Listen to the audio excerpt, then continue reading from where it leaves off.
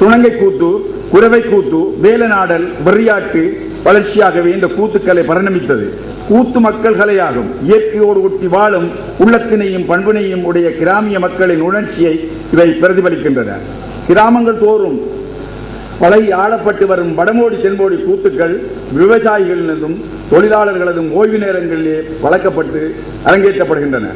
கூத்துக்கள் அரங்கேறும் சந்தர்ப்பங்களில் பல திருமணங்களும் நடைபெறுகின்றன. திறமையாக கூத்தாடும் காளையரை கண்ணியர் கண்டு காதல் கொண்டு பின்னர் அது திருமணத்திலே போய் முடியும். கூத்தர்கள் தமக்கு கொடுக்கப்பட்ட பாத்திரங்களுக்கு ஏற்ப ஆடல், பாடல், நடிப்பு என்னும் முக்கிய அம்சங்களிலே முழு திறமையும் காட்டினால் அந்த பாத்திரத்தின் பேராலேயே அவர்கள் அழைக்கப்படுகின்றனர். எடுத்துக்காட்டாக தருமர் வையாபுரி, அர்ச்சுனன் சீனி, வால்மீகி கந்தன் என்பவரை குறிப்பிடலாம். கூத்திலே முக்கிய பங்கை வகுப்பவர் அண்ணாவியார். அண்ணாவியார் கல்லறி என்னும் வாத்திய கருவி மூலம் கூத்தை பழக்குவார். அண்ணாவியார் பல கூத்துக்களை ஆடியவராகவும் கூத்துக்களை இயற்றக்கூடிய ஆற்றல் உள்ளவராகவும் இருப்பார். நன்கு பாடக்கூடிய திறமையும் இவருக்கு இருக்க வேண்டும். கூத்து ஆடுவதற்கு விருப்பமுள்ள எல்லோரையும் ஒன்று சேர்த்து சட்டம் கொடுக்கப்பட்டிருக்கின்றது. சட்டம் என்பது ஓலை சட்டம். பனை ஓலைகளில் தான் அந்த காலத்தில் எழுதியிருப்பார்கள். பனை ஓலை சட்டம் கொடுக்கப்படுகின்றது. பெண் பாத்திரத்துக்கு நல்ல குரல் வளம் உள்ளவர்களை அங்கே தேர்ந்தெடுக்கின்றார்கள். தொடக்க காலத்திலே ஆண்களை பெண்களாகவும் கூத்திலே ஆடியிருக்கின்றார்கள். இனி வடமோடி தென்மோடி இருவகை கூத்திலே இடம்பெறுகின்ற ஆட்டம், பாட்டு, தாளம், உடை, ஒப்பனை ஆகியவற்றை பார்க்கலாம். வடமோடி ஆட்டம் இலகுவானது. அதே நேரம் தென்மோடிக்குரிய ஆட்டம் கடினமும் நுணுக்கமும் உள்ளது. வடமோடியில் வரவு பாடல்களில் நடிகர்கள் தாமே பாடிக்கொண்டு கலரிலே வடிவர். தென்மோடியிலே சபையோர் வரவு பாடலை பாடுவர். இதற்கு பல காரணங்கள் கூறப்படுகின்றன. தென்மோடி ஆட்டம் மிகவும் கஷ்டமானதால் கூத்தர்கள் நன்றாக கலைத்து விடுவர். அதன் காரணமாகத்தான் சபையோர் வரவு பாடலை பாடுவர் என்று. மற்றது தென்மோடி தமிழ்நாட்டுக்குரிய கூத்தாகும். தமிழ் மக்கள் தம்மை தாமே புகழ்வதை விரும்புவதில்லை. அதன் காரணமாகத்தான் சபையோரால் அது பாடப்படுகின்றது என்று கூறப்படுகின்றது. தற்பாடுவதிலே வடமோடிக்கு இல்லை. தென்மோடியில் தற்பாடிய பின்பே பாடலை பாடுவர். தாளக்கட்டுகளும் இருவகை கூத்துக்கும் வேறு வேறாக அமைகின்றன. இனி பாத்திரங்களுக்கு ஏற்ப தாளமும் வேறுபடும். எடுத்துக்காட்டாக எட்டடி தாளம், நாலடி, வீசானம், குத்திமிதித்தல், துள்ளி மிதித்தல் என்பவற்றை குறிப்பிடலாம். அடுத்ததாக நாங்கள் கொம்பு முறுப்பு விளையாட்டு என்று ஒரு பிரதானமான கலை இருக்கின்றது. அதை பற்றி விவரமாக கூறுவதாக இருந்தால் நேரம் மிகவும் சென்றுவிடும்.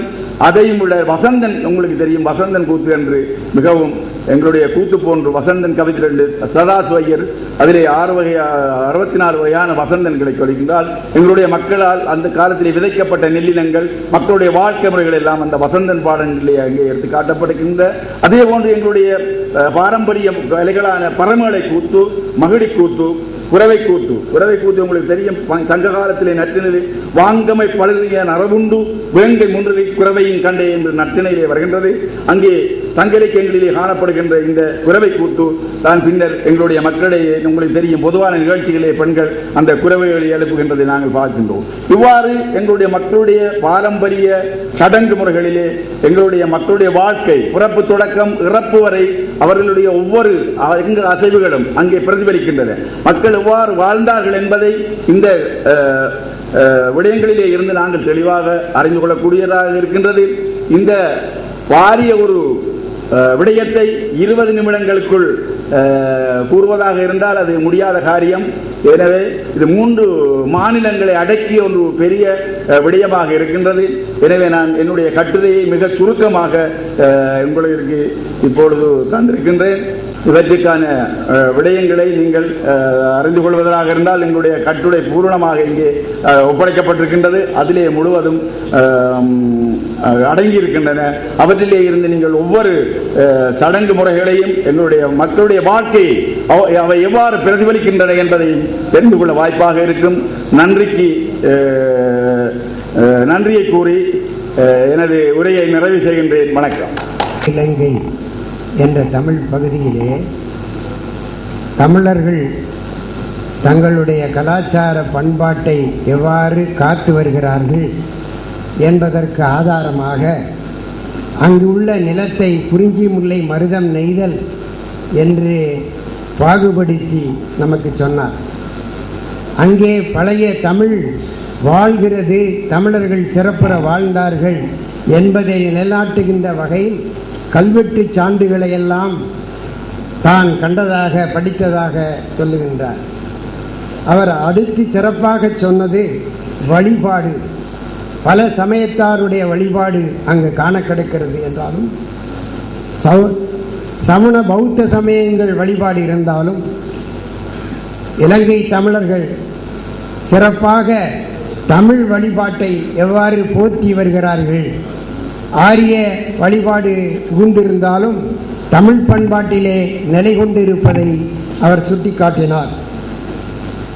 இன்னும் அடுத்த நிலையில் திருமண உறவுகளும் அந்த உறவுகள் காட்டுகின்ற அன்பினையும் எப்படியெல்லாம் திருமண உறவு நடக்கிறது என்பதையும் எடுத்து காட்டினார்.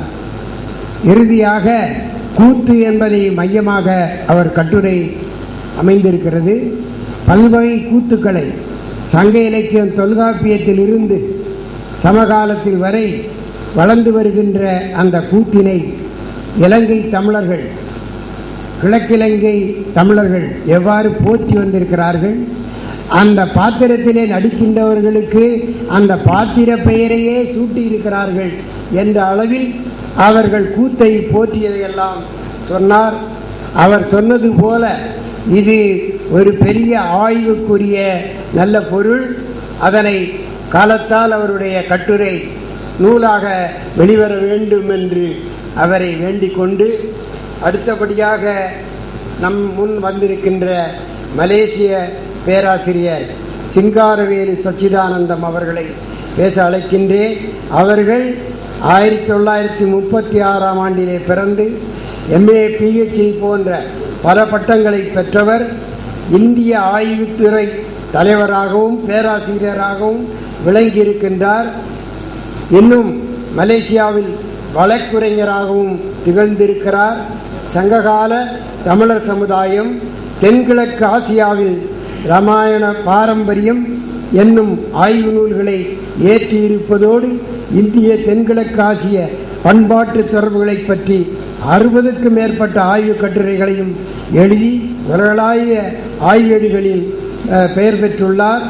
அன்னார் 2004ஆம் ஆண்டு நடைபெற்ற மலையா பல்கலைக்கழக பட்டமளிப்பு விழாவில் புரொஃபசர் எமிரிட்டஸ் எனப்படும் சிறப்பு விருந்தினை பெற்றவர் ஆவார்.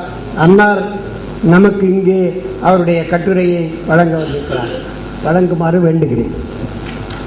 பெருமிக்க தலைவர் அவர்களே, தமிழ் ஆர்வலர்களே, தமிழ் பேரறிஞர்களே, உங்கள் அனைவருக்கும் அடியேனின் வணக்கத்தை முதற்கண் தெரிவித்துக் கொள்கின்றேன்.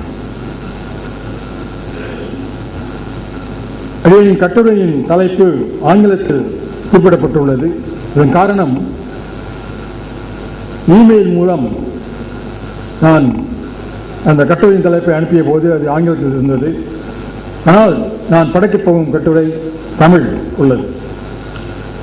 அந்த கட்டுரையின் தலைப்பாவது கிபி 1500ஆம் ஆண்டிற்கு முற்பட்ட காலத்தில் தென்கிழக்கு ஆசியாவில் தமிழ் பண்பாட்டின் செல்வாக்கு என்பதாகும். அதாவது தென்கிழக்கு ஆசியாவில்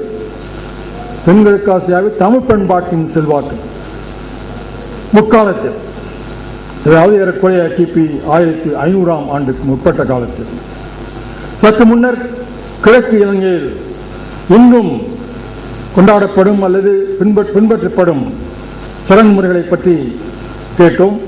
அதுபோல தென்கிழக்கு ஆசியாவிலும் சில தமிழ் பண்பாட்டு கூறுகள் முற்காலத்திலிருந்தே இன்று வரை விளங்கி வருகின்றன.